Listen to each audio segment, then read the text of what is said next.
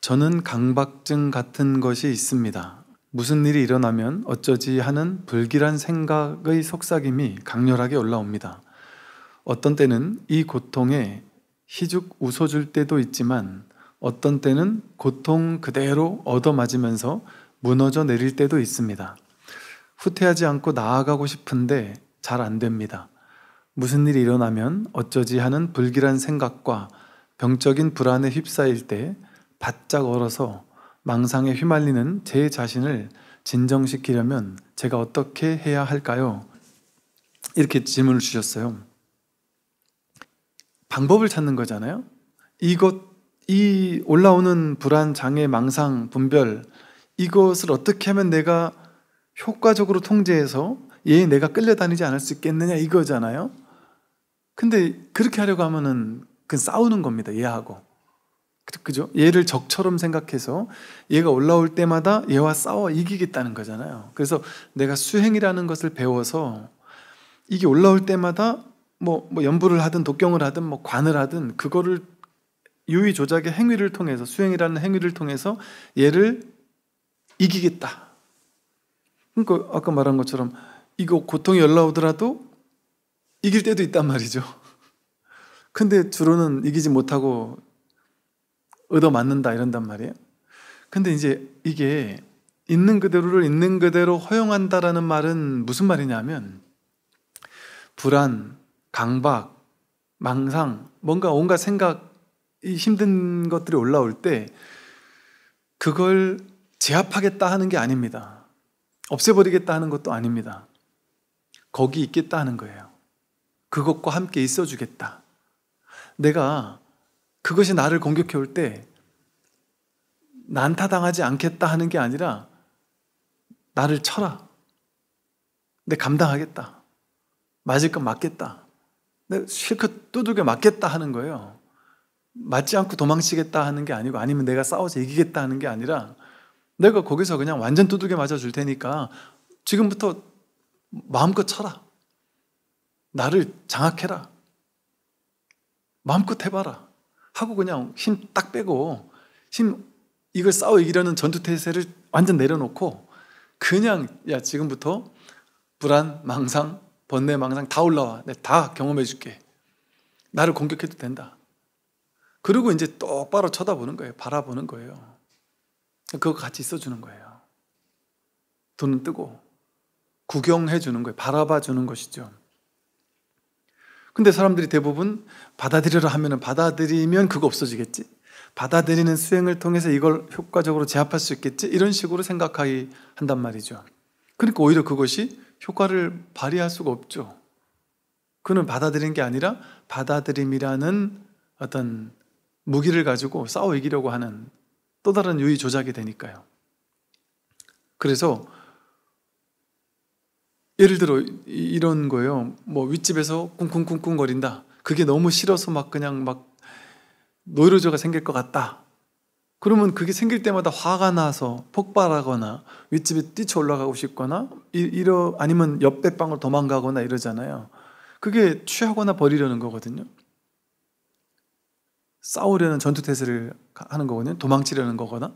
그런데 이제는 거기 그냥 있어서 문득 돌이키는 거죠. 내 예민한 생각이 꿍꿍거릴 때마다 예민하게 그걸 반응하면서 도망치려고 하는 것을 탁 내려놓고 지금 마음껏 뛰어라. 난 지금부터 얻어맞아 주겠다. 완전히 경험해 주겠다. 완전히 거기 있겠다. 내 도망치지 않겠다. 거기 뭐가 있는지 그 실체를 꿰뚫어 보겠다 하고 그냥 그게 일어나는 그 자리에 앉아가지고 그냥 완전히 경험해 주겠다 하고 그냥 있는 거예요. 근데 놀라운 점은 그걸 피해서 도망치려고 하면 그건 오히려 더 커지죠. 왜 그럴까요? 내가 도망치는 에너지가 이게 실제 있는 에너지가 아니거든요. 실제 있는 나를 공격하는 게 아니에요. 가짜를 내가 키운 거거든요. 그러니까 내가 도망치려는 그 크기만큼 얘는 더 크게 나를 쫓아온단 말이에요. 이건 내가 만들었으니까 내가 도망치려는 에너지가 클수록 얘는 더 큰 게 나를 쫓아오는 힘도 커지는 것이죠. 내 쪽에서 만들었기 때문에. 그러니까 취하려는 에너지, 버리려는 에너지가 크면 클수록 그건 결코 싸워 이길 수가 없어요. 그러니까 진이 빠지는 거예요. 내가 나와 싸우는 거거든요. 모든 세상과의 다툼은 자기가 자기와 싸우는 거예요. 그리고 세상에 괴물 같은 게 있다? 그 괴물을 누가 만들었을까요? 자기가 만든 괴물이에요. 사실은 그 어떤 것도 괴물일 수가 없어요. 자기예요. 또 다른 자기지. 부처이고. 근데 그걸 괴물이라고 해석하고 판단 분별해서 싸워 이기려고 하는 게 그 자기 분별이 하는 거란 말이죠. 그런데 어떤 일이 벌어지냐면 완전히 있는 그대로 바라보고 허용하고 있는 그대로 경험하게 될 때 오케이 와라 하고 있는데 찾을 길이 없어요. 오라니까 내가 난도질 당해줄게. 얻어맞아줄게. 날 공격해. 나 그냥 이제는 도망치지 않고 맞을게 하고 때려라 하고 있는데 이게 없어요. 찾아도. 불안이 올라올 때 불안이 싫으면 싫을수록 불안은 더 나를 공격하지만 불안 내가 그 경험해 줄게. 나 지금부터 100% 불안해 줄 거야. 와 하고 그냥 딱 떨어지고 쳐다보면서 불안을 경험하려고 탁 찾으면 이 불안을 찾을 길이 있나요? 불안이 도대체 어떻게 생긴 건데요? 어디쯤에 있는데요? 이걸 찾을 길이 없어요. 스님 불안합니다. 그 불안한 마음을 가져와 봐라. 찾을 길이 없습니다. 내가 네 마음을 해방시켜 주었다. 불안으로부터 건져 주었다. 그 달마와 해가와의 대화가 이것을 의미하는 거예요. 찾으려고 보면 찾을 수가 없단 말이죠. 그걸 있는 그대로 경험하려고 얻어맞으려고 하면은 맞아지지가 않아요. 근데 도망치려고 하면 흠씨 두들겨 맞는 것 같은 착각이 일어나는 것이죠. 환상의 문제가, 환상의 병이 환상으로 나를 공격하는 거예요. 그럼 나는 환상으로 두들겨 맞고 있는 거예요. 허상에게, 가짜에게 속아서. 이와 같은 방식으로 우리는 실제하지 않은 것에 내가 실제성을 부여해 놓고 거기서 도망칩니다. 모든 그 실제감, 실체성은 자기가 부여하고 있는 거예요. 이 세상에 적은 없어요. 자기가 부여한 적만 있을 뿐이지. 네, 오늘 요 질문은 이렇게 답변을 드리고 이제 육주단경 그 다음 부분을 한번 보겠습니다. 지난 시간에 세상 사람이 바르게 도를 닦으면 일체가 다 텅 비어 방해될 것이 없다 하는 부분까지 했고요.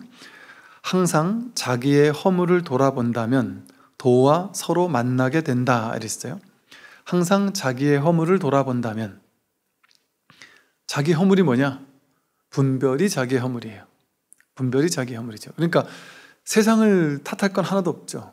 전부 다 자기 허물밖에 없으니까. 자기 분별밖에 없으니까. 그래서 이 간단한 거예요. 이 공부는 세상을 바꾸는 공부가 아니에요. 내가 돈을 벌어야지만 부자가 돼서 내 문제가 해결된다? 그런 게 아니에요. 외부에서 돈을 아무리 많이 끌어와도 내 마음이 가난하면 수백억 원을 가지고 있어도 더 벌어야 된다는 상태에 놓일 거예요. 계속 가난한 상태. 그러나 1, 2억만 있어도 풍요로운 상태, 만족스러운 상태에서 행복할 수 있죠. 다 자기 허물이기 때문에, 자기 마음에서 만들어진 것이기 때문에. 그래서 자기 허물만 돌아보면, 자기 분별만 바라볼 수 있으면, 속지 않으면 도와 서로 만나게 됩니다. 중생들 스스로에게 본래 도가 있으니 각자는 서로 방해하거나 괴롭히지 말라. 중생들 스스로에게, 각자 자기에게 본래 도가 있다. 그러니까 서로 방해하거나 괴롭히지 마라. 남들을 신경 쓰면서 저 사람이 내 공부를 방해하는 것 같다? 그럴 수가 없어요. 상대방 탓할 수가 없습니다. 이 공부에서는 다 자기뿐이에요. 자기뿐. 자기 분별망상만 없으면 끝나는 공부란 말이죠. 전부 다 자기 분별망상의 문제지. 야, 남들이 나한테 조금만 잘해줬으면, 뭐 부모님이 좀만 좋은 환경에 태어났으면 내가 편안히 앉아서 수행만 할 수 있는 조건일 텐데, 뭐 그럴 수가 없단 말이죠. 바깥을 탓할 수 있는 거리가 하나도 없습니다. 그러니까 서로를 방해하거나 괴롭히거나 뭐 그럴 수가 없어요. 그냥 자기 마음만 딱 제대로 돼 있으면 어떻게든 내가 공부할 수 있기 때문에 눈앞에 도를 떠나서 따로 도를 찾는다면 죽을 때까지도 도를 만나지 못한다. 도는 자기 눈앞에 있다. 그럼 언제나 드러나 있는 거예요. 지금 100% 드러나 있단 말이죠. 지금 완전히 드러나 있다. 지금 오직 도뿐이니까 도 위에 드러나 있는 이 환상과 같은 거거든요. 이 세상 삼라만상은 삼라만상이 드러나 있는 여기에 곧장 도가 있단 말이에요. 그러니까 이게 다 도인 거예요. 도 아닌 게 하나도 없다. 그래서 눈앞에 도를 떠나서 따로 도를 찾으면 죽을 때까지도 도를 못 만난다. 그거 우리 다 그러고 있잖아요. 자기 눈앞에 있는 도 이거 찾는 사람이 없잖아요. 이거 찾지 않잖아요. 이거 확인하려고 하지 않고 도를 어디 가서 찾으려고 그러잖아요. 뭐를 하면 도를 만날 수 있겠지. 뭐를 갈고 닦으면 그때 가서 도를 만나겠지. 어디로 가면 거기서 도를 보겠지. 또 어떤 스승을 찾아가면 그 스승이 나에게 도를 주겠지. 근데 진짜 도는 지금 이렇게 드러나 있단 말이에요. 지금 여기 100% 드러나 있다. 자기가 생각 따라가서 생각만을 보니까, 그러니까 마치 이런 비유와 같다 그랬죠. 서울에서 부산까지 기차를 타고 가고 있는데 계속 창밖에 풍경을 바라보고 있어요. 그럼 풍경이 아름다울 때는 와 아름답다 하고 기뻐 마음이 따뜻하고 포근하고 좋다가 또 창밖에 옛날 고향 풍경이 나면 또 옛날 고향으로 돌아가서 뭔가 이렇게 추억이 몽글몽글 떠오르다가 또 뭔가 나쁜 장면을 보면 인상이 찡그러졌다가 안 좋은 풍경을 보면 또 기분도 나빠졌다가 그렇게 창밖을 보면서 경계에 따라서 울고 웃으면서 좋았다 나빴다 계속 왔다 갔다 하잖아요. 또 어떤 사람은 그 굴뚝만 들어가면 또 되게 싫어하는 사람도 있죠. 마음을 보면 그렇죠. 풍경을 바라볼 때가 좋지 굴뚝 들어갔을 땐 좀 별로 안 좋을 수도 있죠. 그런데 이건 다 경계를 따라갔을 때 보이는 대상에 따라서 우리는 계속 끌려다니잖아요. 좋았다 나빴다가. 그런데 이 눈앞에 있다라는 건 뭐냐면 우리가 그 경계를 보고 있을 때는 좋았다 나빴다 하잖아요. 경계에 따라. 그런데 경계를 항상 보는 내내 경계를 보기 이전에 먼저 있던 게 있죠. 그게 예를 들면 이 유리창 같은 거죠. 창밖을 내다볼 때 창밖의 풍경을 보기 전에 그 풍경을 볼 때 동시에 이 유리창도 보고 있었죠. 우리는 항상 유리창을 안 본 적은 없잖아요. 유리창을 통해서 창밖을 봤으니까. 근데 이 첫 번째 자리 유리창을 봤지만 유리창엔 관심 없고 바깥에는 풍경에만 끌려갔었죠. 근데 보세요. 바깥에 풍경에 끌려가서 좋았다 나빴다가 하지만 사실은 이 첫 번째 자리 이 유리창 여기에서는 좋을 것도 없고 나쁠 것도 없죠. 그럼 기차 안에 있는데 뭐가 좋을 게 있고 나쁠 게 있어요. 여기서는 그냥 이렇게 보고 있을 뿐이잖아요. 끌려갈 게 없죠. 바깥에 눈이 내린다고 해서 와 춥겠다 그건 생각이지 기차 안에 있는데 뭐가 추울 게 있어요.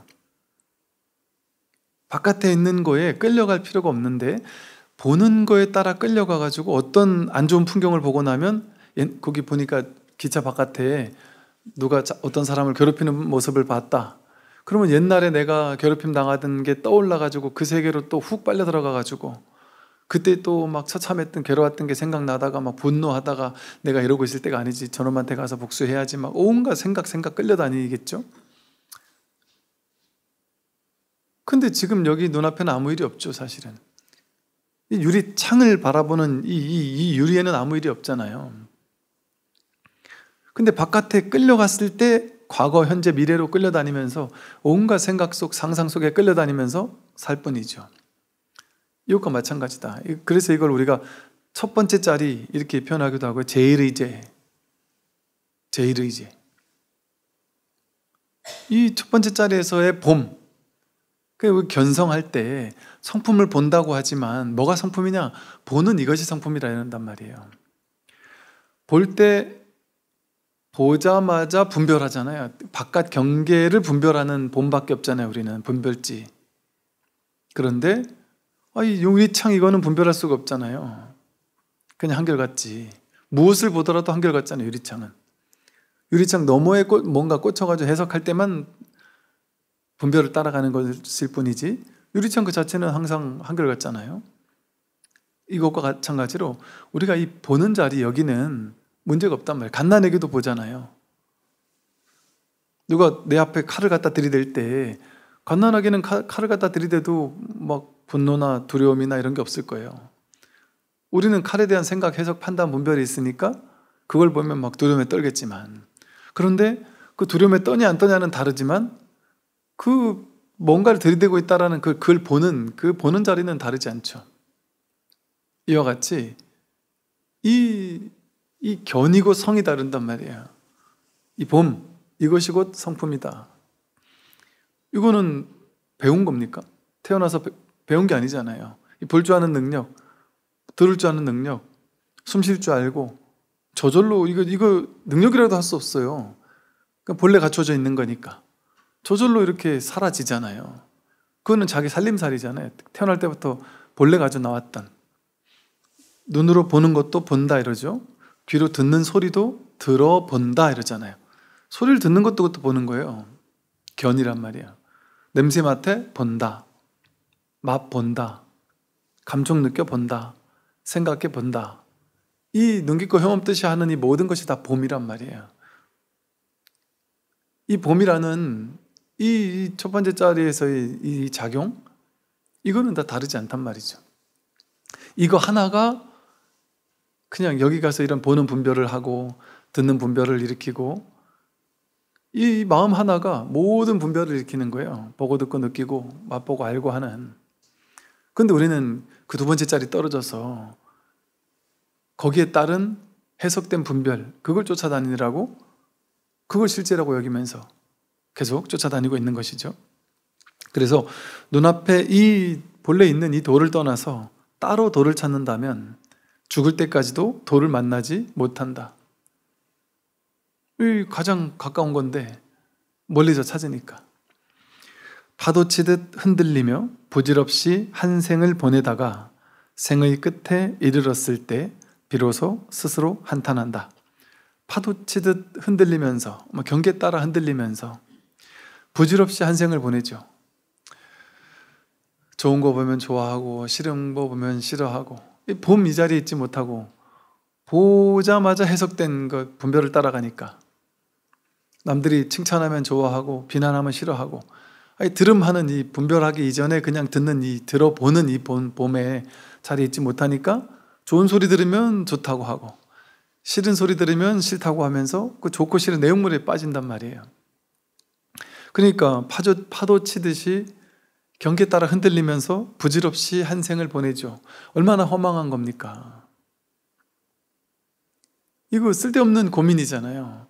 내가 더 나이 들어서 늙으면 그때 노후자금 다 쓰고 나면 어쩌지? 나이 들어서 그때 병에 걸려서 내가 버는 돈보다 더 큰 병원비가 나가면 어쩌지? 그때 가서 자식들한테 손을 벌려야 되나? 그럴 수도 없고, 벌리면 첫째는 성격이 그래도 좀 좋아서 좀 들어줄래나? 둘째나 셋째는 싫어할래나? 그런 생각까지 하면 살아야 됩니까 우리가? 1년 뒤, 2년 뒤, 5년 뒤, 10년 뒤, 20년 뒤에, 심지어는 내가 죽고 나면 장례를 치러야 되니까 내 장례할 비용은 내가 만들어 놔야지, 이런 것까지. 심지어는 죽고 나서 내가 죽어도 첫째, 둘째는 살 텐데 셋째가 제가 몸이 좀 안 좋고 한데 내가 저놈을 놔두고 내가 떠날 수가 없는데, 그것까지 생각한단 말이에요. 또 어떤 분은 내가 나중에 노후에 쓰려고 막 돈을 절대 안 쓰고 모아놓고 죽도록 안 쓰고 막 수억 원 되는 걸 모아놓고 막 안 쓰다가 그거 써보지도 못하고 죽을지도 몰라요. 근데 내가 죽고 나면 그게 어디 있는지 자식이 알면 갖다가라도 쓸 텐데 형부는 어디 숨겨놨다가 내가 말도 못하고 죽을 수도 있잖아요. 그럼 나도 못 쓰고 아무도 못 쓰고. 그러니까 옛날에 우리 갓난아기 어릴 때 맛있는 과자 부모님이 주면은 과자 숨겨놨다가 맛있는 건 나중에 먹으려고 막 아껴뒀다가 누나나 동생이 몰래 갖다 먹고 맛없는 것만 먹고 이러는 일들도 있잖아요. 그런 거는 뭐가 다르냔 말이에요. 이건 진짜 쓸데없는 거예요.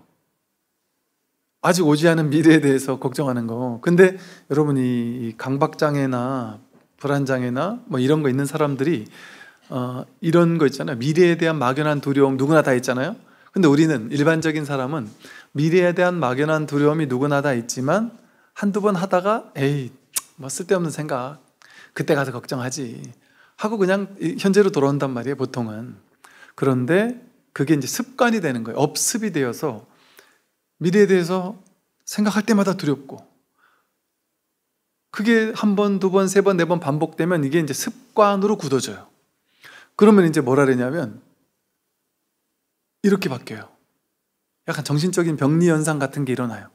그래서 그런 분들은 어떻게 얘기하냐면요, 언제 그런 생각이 많이 올라와요? 이렇게 물어보면 언제라니요? 항상요. 항상요? 예. 아침에 눈 뜨자마자 미래가 불안해요. 두려워요. 눈 뜨자마자 미래로 가 있는 거예요. 이게 이제 완전 자동 반응이 일어나서 늘 불안에 시달리고 사는 거예요. 그러면 그게 이제는 걷잡을 수 없는 게 돼버려요. 나를 완전히 장악해버려요. 그렇게 살고 싶지 않잖아요. 근데 그렇게 살게 된다니까요. 이 불안, 그걸 자꾸 쫓아가면, 끌려다니면. 이 본심, 우리가 본래 마음이라고 하는 이 자리에 대한 어떤 감이 있으면, 진실이 뭔지 한번 눈을 떴기 때문에 이 이제 진실을 여기에 있는단 말이에요. 여기로 돌아온다라는 감이 생겨요. 이 뭐랄까, 자기가 확인한 이 자기 참 성품, 이 성품에 대한 감이 있다 보니까 이 자리로 돌아온다, 이게 뭔지를 감이 생긴단 말이에요. 그러니까 딱 끌려가더라도 문득 이 자리로 돌아와요. 그게 다 허상인 줄 아니, 가짜인지 아니까. 너무나 명백하게 이렇게 현실에 진실이라는 게 이렇게 딱 있으니까. 그러니까 또 피식하고 웃고 나서는 또 놓쳤구나 하고, 이 분별이라는 게 끈질기구나 하고는. 근데 그 분별이 힘을 못 쓰죠, 옛날보다. 그게 이제 가짜인 게 명백해졌으니까. 그러니까 딱 진실의 이 마음으로 돌아온단 말이에요. 그럼에도 불구하고 막 그냥 그 견성후 보임 하는데 뭐 10년, 20년, 갱참 30년 이런 말이 들리는 이유가 10년, 20년, 30년 계속 속는단 말이죠, 그 분별에. 그만큼 끈질기단 말이죠. 그런데 이 딱 돌아올 자리가 확보되는 것과 그렇지 않은 건 큰 차이가 난단 말이에요. 그 딱 이 자리로 돌아오면 아무 일이 없어요. 그리고 편안하고 일이 없는 거예요, 그냥. 그리고 끌려가던, 조금 전에 끌려가던 것도 그냥 가벼워지는 거예요. 또 그랬구나 하고는. 너무 쉽게 돌아온단 말이에요. 그렇게 뭔가 이렇게 딱 돌아올 자리가 확보가 되죠. 그러나 아직 그러지 못한 사람이라면 생각을 관찰하고, 생각이 또 내가 생각에 끌려갔구나 하고 관찰하고, 이 생각 이거 끌려가 봐야 스트레스 받게 더 받나, 그리고 막 불안한 생각, 미래가 두려운 생각, 그 생각, 나쁜 일 생기면 어쩌지 하는 생각, 그 생각 해봐야 별 의미 없잖아요. 그러니까 그때 가서 하자, 이렇게 생각하면 돼요. 쉽게 말하면 내가 한 달 뒤, 두 달 뒤 미리 대비하는 건 좋지만, 대비하려면 할 수 있는 건 하면 되지만 그걸 막 습관적으로 끌려다닐 필요는 없단 말이죠. 그래서 사실은 대비를 완벽하게 한다고 더 잘 되는 것도 아니에요. 대비를 안 한다고 안 되는 것도 아니에요. 인연 따라 될 만한 건 되고 안 될 건 안 돼요. 여러분, 이거 제가 이제 옛날에 저는 다 해봐서 알거든요. 옛날에 이제 군법당에 있을 때 이제 법회를 하잖아요. 법회를 하면 일주일 동안 법회 준비를 해요. 중간중간에 어떤 에피소드를, 비유를 들까? 이건 이런 뭐 비유를 들고 저건 저런 비유를 들고, 심지어 제가 어떤 저도 나름대로 이렇게 법회 준비를 잘 한다고 했었단 말이에요. 그리고 심지어 어떨 때는 막 PPT를 만들어가지고 법회 때마다 PPT를 띄워가지고 법회를 한 적도 있었단 말이에요. 근데 저도 그래 잘한다 생각했는데 우리 같이 사는 옆집에 목사님한테 보니까 와, 그 목사님은요 첫 글자 설교할 첫 마디부터 끝마디까지 일주일 동안 다 적어요. 손으로 다 적어가지고 그거를 다 다시 몇 번을 반복해서 해보고 그러고 설교를 해요. 와, 그 정성이 참 대단하대요. 그래서 그거를 다 모아놨더래요, 지금까지. 그래서 야, 목사님 이것만 책으로 내도 책이 몇 권이 나오겠네요. 아, 근데 아이 뭐 그럴 정도는 아니고요 하면서 그 참 대단하다고 느꼈는데, 우리는 보통 그렇게 안심이 된단 말이에요. 그리고 그렇게 하면 잘한다고 생각하고 그렇게 해서 잘 되는 게 분명히 있죠, 그죠? 그러면 왜냐하면 생각지 못했던 막 기가 막힌 비유들 막 여기저기서 찾아가지고 사람들이 확 사로잡을 수 있는 그런 설법을 할 수 있을지는 모르겠어요. 근데 제가 그렇게 이제 PPT를 준비해가지고 법회를 막 하고 온갖 막 재미난 비유들, 장병들 3번에 한 번씩 뭔가 새로운 얘기 안 해주면 잔단 말이에요.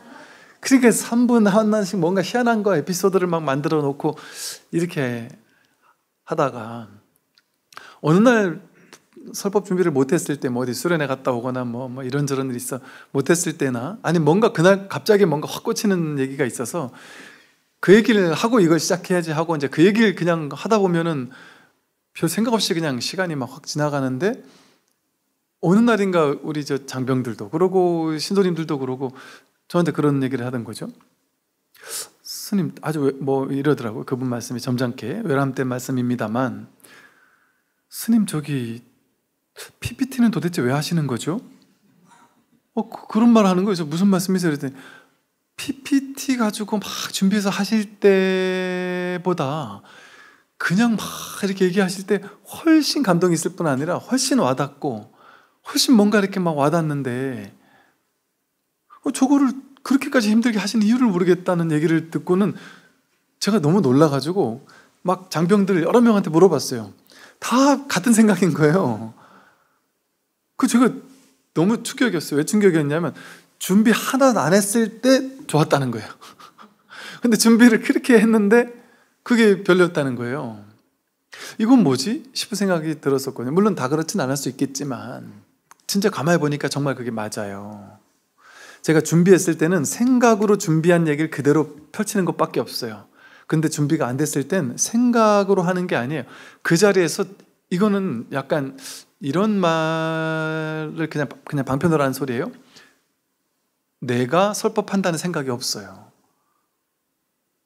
그냥 끝나고 나서 저도 모르게 어떻게 그런 얘기를 내가 했지? 어떻게 그런 비유를 내가 들었지? 어떻게 그 타임에 그런 얘기를 어떻게 했지? 몰라요. 왜 그런지. 그러니까 이게 내가 한다는 생각이 안 드는 거예요. 아, 이게 법이 그냥 지가 하고 싶은 말을 얘를 대신해가지고 그냥 했겠다 같은 느낌 있잖아요. 진리가 자기 하고 싶은 얘기를 이걸 빌어서 이렇게 한 것 같은 느낌 있잖아요. 그러니까 유의 조작 같은 개념이 없는 거예요. 그냥 나오는 거예요. 그러니까 그 이후로 제가 뭐 준비나 뭐 이런 걸 그냥 안 하고, 이거 제가 뭐 TV 촬영하니까 막 준비할 것 같잖아요. 준비는커녕 그 강의 들어오기 직전에 그냥 잠깐 오늘 할 분 읽어보고 그냥 올라오는 게 끝이에요. 아무 준비도 없어요. 이렇게 여기 또 질문, 이렇게 오늘 질문지도 이렇게 또 보내주셨는데 이것도 어떻게 내가 답을 할까 막 계획을 한단 말이에요. 이런 질문에 무슨 답을 해주지? 저도 모르겠어요. 그리고 이런 질문에 뭐라고 답을 해야 되나? 깝깝해요. 모르겠어요. 에라 모르겠다는 거예요. 그리고 그냥 얘기하다 보면 그냥 답을 하는 거예요. 그러니까 즉 이게 내가 하는 게 아니에요. 정말로. 내가 생각해서 답을 내려고 하면 그건 나라는 에고가 그동안 살아왔던 삶의 경험에서 만들어진 분별 업습, 분별 인식된 지식들, 그 지식들을 조합해가지고 답하는 거잖아요. 그러니까 지식이 하는 설법이 되더란 말이죠. 근데 그냥 이 공부, 법, 마음, 그냥 여기에서 있으면 그냥 여기서 입각한 말이 나오는 거예요. 그냥 나와야 될 말이 나온단 말이죠. 그러니까 그런 느낌이 들어요. 이게 내가 한다 이런 생각이 없는 거예요. 근데 또 한 생각이 일으켜서 내가 해야지 뭐 이런 생각을 하면 또 깝깝해지겠죠.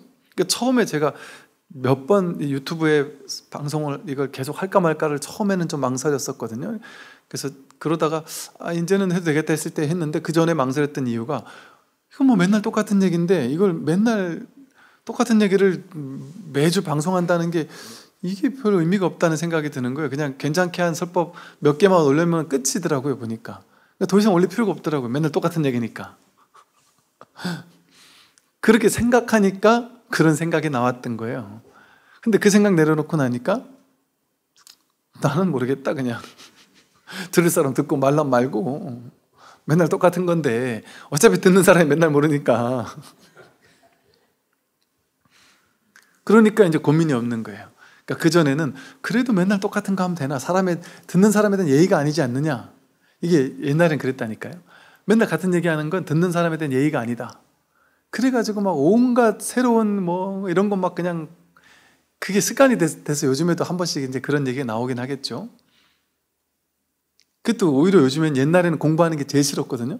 공부하는 게 제일 머리 아팠거든요.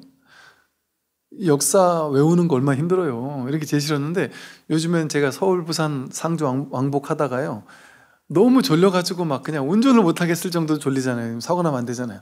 그럼 그럴 때 잠을 확 깨워주는 게 뭔지 아세요? 신기해요, 요새는. 옛날 같으면 그럴 때 역사 얘기 들으면 더 졸릴 거 아니에요. 근데 신기하게 평소에는 그냥 별로 이렇게 하다가 역사 얘기를 들으면 그냥 잠이 확 깨요. 되게 신기하고 재밌어서, 야, 중생들의 사는 모습이 진짜 어이가 없구나. 역사를 보면 정말 영화보다 더 재밌는 얘기들이 많아요. 정말 기가 막힌, 진짜 말도 안 되는 이런 분별망상을 가지고 사람들이 살고 있을 뿐 아니라 참 진짜 당황스러운. 근데 그게 그냥 재미나요. 그냥 잠이 깨요. 그래서 그런 얘기를 듣다 보면 그냥 한 번씩 그런 얘기를 하는데, 사실은 그런 얘기는 그냥 양념이죠. 어찌 보면 양념이고, 진짜 이 법에 대해서는 이건 무맛이에요. 맛이 없단 말이에요. 그러니까 진짜 법문은 맛이 없는 거예요. 맨날 같은 얘기 그냥 할 수밖에 없고.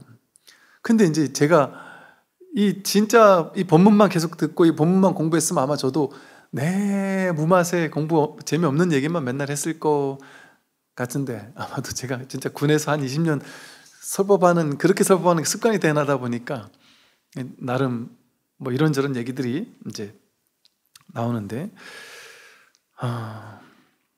그래요. 이제 다시 열로 좀 돌아가 보겠습니다.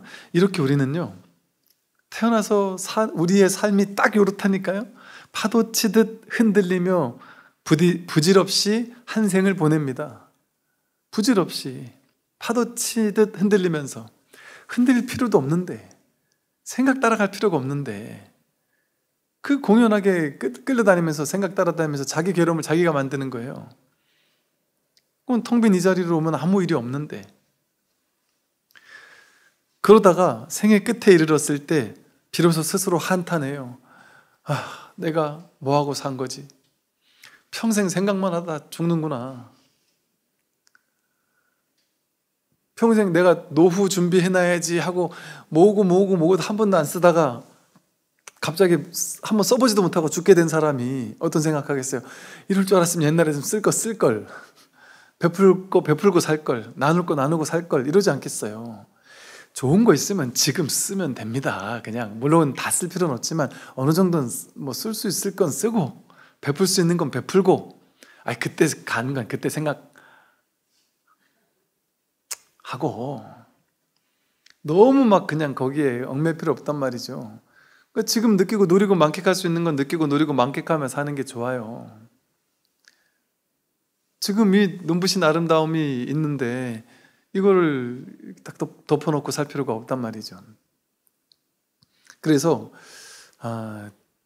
지금의 삶을, 지금 주어진 이 현실의 삶을 잘 느끼고 누리고 만끽하고 즐기며 살 수 있는 사람, 그 사람이 가장 위대한 진실의 삶을 사는 사람이고요, 그 사람이 가장 미래를 잘 대비하고 사는 사람이에요. 미래의 노후에 잘못되면 어쩌지 하고 불안한 채 막 준비하며 사는 삶이 잘 미래를 준비하는 게 아니라, 지금 행복하고 지금 풍요롭고 지금 누리고 느끼고 만끽하고 행복해하는 삶을 사는 게 미래에 대한 대비라니까요. 왜 그럴까요? 그게 인과응보잖아요. 지금 만족하는 사람은 인과, 업보가 뭐냐면 지금 만족을 연습하는 업을, 만족하는 업을 연습하니까 업보가 어떻게 와요? 만족할 수밖에 없는 과보가 미래에 주어져요. 지금 풍요로움을 느끼며 살면 미래에 점점 더 풍요로울 수밖에 없는 현실이 주어져요. 근데 지금 없다 하고 살면 미래에 없다를 충족시킬 만한 미래가 업보로 주어져요. 근데 미래에도 없다가 되려면 진짜 없어야 되거든요.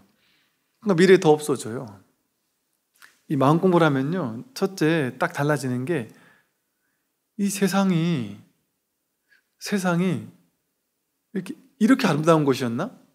풀 한 폭의 나무 한 그루 이 숲 색깔 변하는 것도 눈부시게 아름다워요. 집 앞에 꽃 한 송이 나무 한 그루 있는 것도 아름답고요. 여러분들 아파트 뭐 저층에 산다고 막 고층이 비싼데 저층 산다고 욕하던 사람이 어느 순간 와, 창밖으로 나무가 있는 게 이렇게 아름다운 일이었구나 감동할 수도 있을 거예요. 그냥 뭐랄까 이렇게 막 눈부시게 아름다워진달까? 세상이 막 더 이렇게 확 와 닿고 그러면서 그냥 바라보는 자체가 감동인 거예요. 이게 감동이다? 내지는 뭔가 그냥 너무나 아름다워. 이게 숨 멎을 것 같은 그런 뭐랄까 그런 생각이 멎지는, 그리고 그냥 그 자연과 그냥 하나가 되는 것 같은 그런 그런 감각이랄까요? 그런 생각 없이 그냥 필터 없이 이것을 그냥 이렇게 훅 들어오는, 그러면서 우리들 말로 하면 이게 감동일 거예요. 이게 아마 이렇게 감동하는 삶을 살면 나중에 미래가 어떻겠어요? 더욱더 감동할 수밖에 없는 미래, 더욱더 아름다울 수밖에 없는 미래가 내 인생에 계속해서 주어지는 거죠. 그게 진짜 노후 준비죠. 근데 지금을, 노후를 위해서 지금은 버려야 돼, 지금은 좀 힘들게 살아야 돼, 지금은 좀 고생스럽더라도 버텨야 돼, 참아야 돼, 즐거운 건 나중에 해, 지금은 젊은 날 그냥 죽도록 일해야 돼, 죽도록 돈 벌어야 되니까 젊은 아빠들 자식하고 놀아주는 새가 어디 있냐, 지금 내가 돈을 벌어야 네 나중에 공부하게 학원비 만들 수 있지 하면서 그 젊은 날 안 놀아준단 말이에요. 자식 학원비 될 거 지금부터 준비하느라고, 자식하고 진짜 행복하게 살기 위해서 지금 돈 버느라고. 근데 나중에 이제 나이 들어가지고 애들하고 행복하게, 이제 내가 돈 많이 벌어놨으니까 너랑 행복하게 놀게 하면 자식들이 다 커가지고 이제는 아빠 엄마랑 놀고 싶지 않을 때가 된단 말이죠. 그러니까 그게 잘하는 게 아닌 거죠.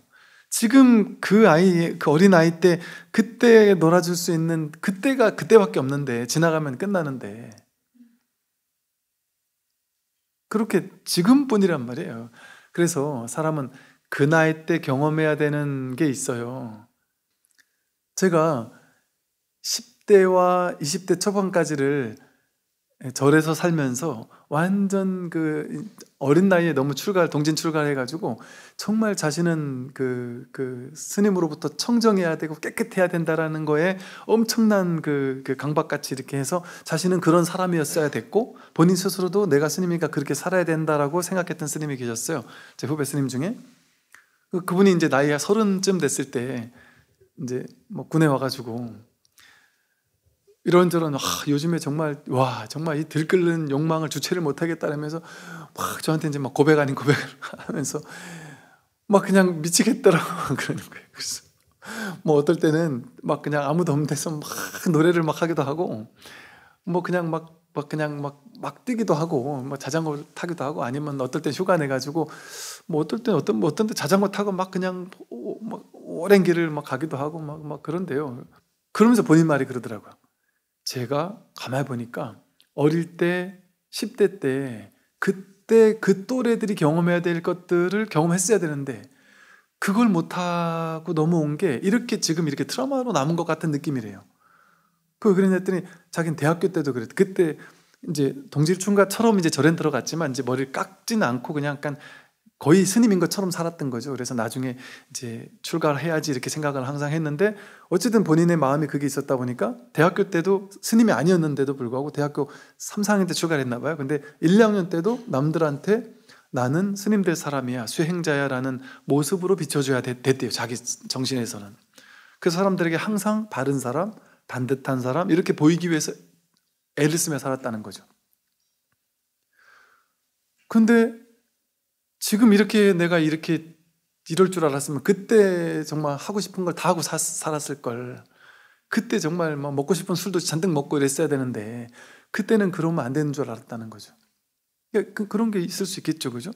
그래서 아이들도 그 경험해야 되는 때가 있고 지금 본인이 지금 느끼고 누리고 만끽해야 되는 무언가가 있는 것이죠.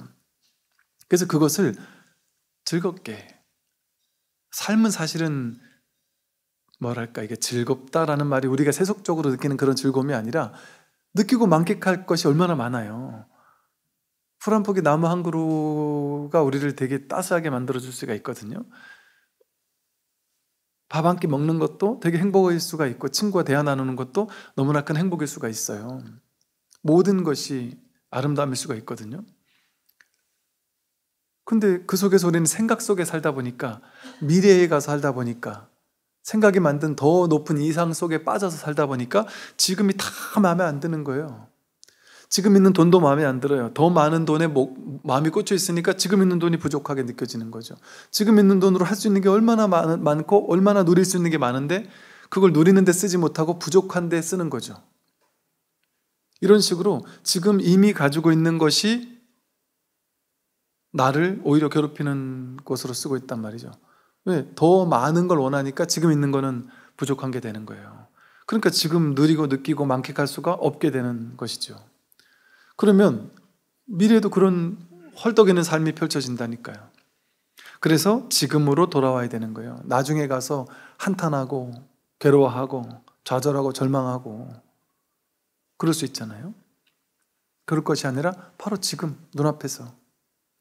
그래서 파도치듯 흔들리며 부질없이 한 생을 보내다가 생의 끝에 이르렀을 때 비로소 스스로 한탄하는 일이 없어야 되죠. 네, 오늘 여기까지 하도록 하겠습니다. 성불하십시오.